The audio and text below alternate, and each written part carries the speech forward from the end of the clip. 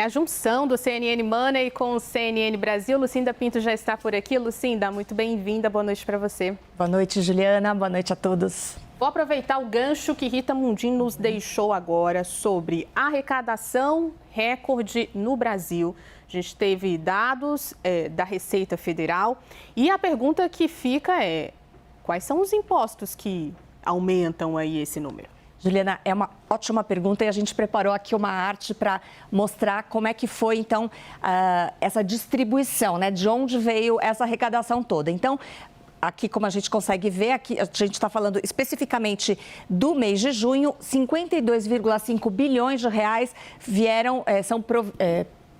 vem, né, do PIS e COFINS, 29,4 bilhões de imposto de renda e 15,4 bilhões dos impostos de exportação de petróleo, que cresceram bastante muito por conta da valorização da commodity e também porque o governo acabou tomando a elevação do imposto que incide aqui nesse caso, e a gente conseguiu ver, então, um aumento de receita importante. O IOF respondeu por 8,4 bilhões de reais e BETs responderam por 1,4 bilhão de reais no mês de junho. Agora, tem uma coisa interessante, Juliana, que quando a gente olha para esses números, no fim das contas, tudo isso aqui ainda reflete um momento de economia mais aquecida. A gente viu que, ao longo do primeiro semestre, a atividade econômica ainda estava mais forte.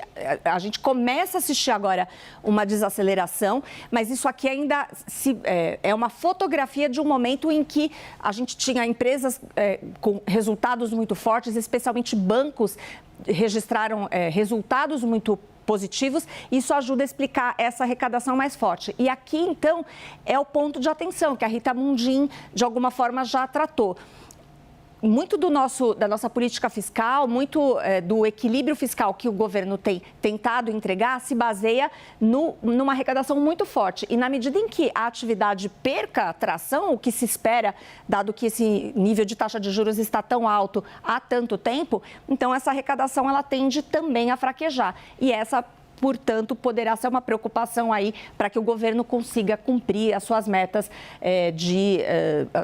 fiscais para os próximos meses. Isso. Vamos dar uma olhada agora, Bolsa e dólar, quais são os destaques? Juliana, de novo, dando sequência à semana da Juliana aqui no Hora H, nós tivemos um dia positivo para o Ibovespa, o índice subiu 1,88%.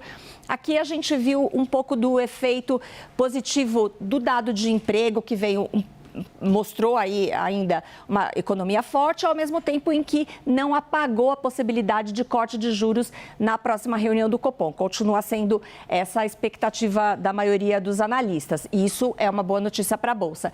E o dólar caiu bem aí, caiu 0,95% para R$ 5,06.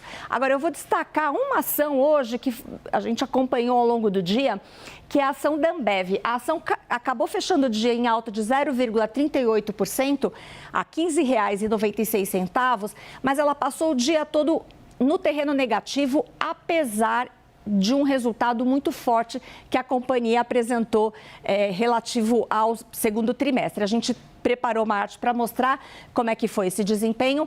O lucro da Ambev cresceu 24% quando a gente compara com o igual período do ano passado. A receita líquida foi de 20 bilhões de reais, também um aumento de 6%. E o EBITDA, né, que é o lucro antes do pagamento de tributos, de impostos, ficou em 6,38 bilhões de reais, um aumento de 3,6%. Então, por que a ação não subiu tanto? Porque os especialistas esperavam um resultado ainda mais forte vindo de um ano de Copa do Mundo. Então, havia essa expectativa de que, com os jogos da Copa, as pessoas tomassem mais cerveja, fizessem mais eventos, mais happy hours, mais churrascos e que as vendas de cerveja seriam ainda maiores. Aí o Brasil saiu antes da hora da competição, isso foi uma má notícia e, no fim das contas, as pessoas o consumo foi menor. Isso ficou claro, segundo relatórios de bancos que olham para as ações da Ambev, no volume de estoques da companhia, que estava um pouco acima do que se imaginava.